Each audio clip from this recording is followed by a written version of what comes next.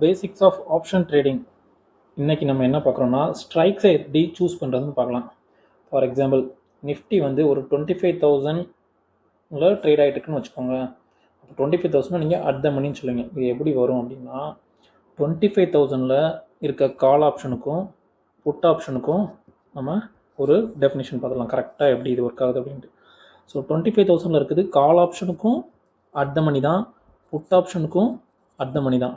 அதுவே 25,100 call option பார்த்திங்கன்னா அதுக்கு வந்து அவுட் ஆஃப் த மணி ஆகிடும். ஏன்னா மார்க்கெட் இங்கேருந்து மேலே போகுது இல்லையா, ஸோ இது அவுட் ஆஃப் த மணி ஆகிடும். அதுவே கீழே பார்த்திங்கன்னா 24,900 இந்த மணி ஆகிடும், ஐடிஎம்னு ஆகிடும்.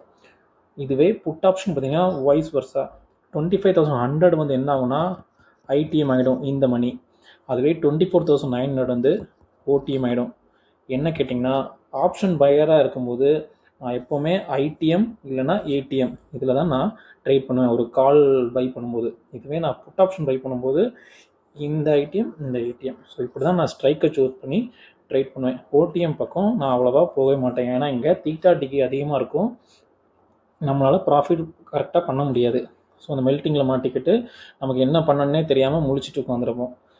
ஸோ இது எப்படி கரெக்டாக ஃபங்க்ஷன் ஆகுது அப்படின்னு கேட்டிங்கன்னா, ஒரு ஆப்ஷன் பையராக இருக்கும்போது நீங்கள் ஏடிஎம்லையும் ஐடிஎம்லையும் பை பண்ணும்போது உங்களுக்கு அந்த மொமெண்டம் வந்து கரெக்டாக கேப்சர் பண்ண முடியும். இதுவே ஓடிஎம் பார்த்தீங்கன்னா ப்ரீமியம் சீப்பாக இருக்கும், ஆனால் அந்த மொமெண்டம் வந்து அங்கே கரெக்டாக இருக்காது, கால் ஆப்ஷனாலும் சரி புட் ஆப்ஷனாலும் சரி.